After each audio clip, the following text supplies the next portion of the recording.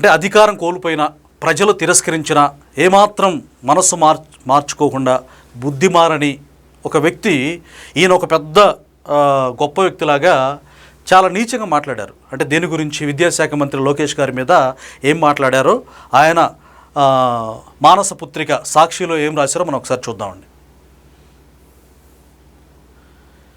ECET counselling ఎప్పుడో YS Jagan right బాగానే ఉంది. ఈసెట్ గురించి ప్రశ్నించవచ్చు, కానీ ఏం రాశారు, ఆయన ఏమన్నారు, ఆయన స్టేట్మెంట్ ఏంటి? ఫలితాలు వచ్చి 45 రోజులైనా ప్రారంభించరా, రాష్ట్రంలో విద్యా వ్యవస్థ అస్తవ్యస్తంగా తయారైందనడానికి ఇదే అతిపెద్ద ఉదాహరణ. టీడీపీ కూటమి ప్రభుత్వంపై వైఎస్ఆర్సీపీ అధ్యక్షుడు మాజీ సీఎం జగన్ మండిపాటు. అమాత్య మేలుకో, పప్పు నిద్ర వదులు అంటూ నారా లోకేష్కు చురకలు. పప్పు అనొచ్చా? ఆయన వ్యక్తిగతంగా ఆయన అట్లా విమర్శించవచ్చా? లేకపోతే అసమర్థ మంత్రి అనండి, మీకు ఆయన అంటే కక్ష కనుక గిట్టదు కనుక.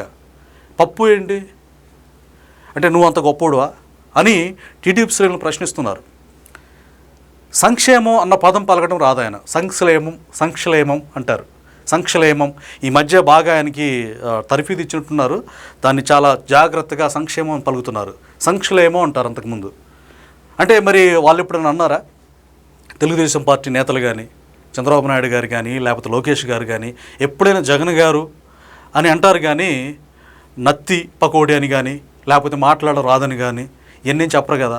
మీకు భయంకరంగా నత్తి ఉంది కదా అని చెప్పి అంటున్నారు, మరి ప్రశ్నిస్తున్నారు.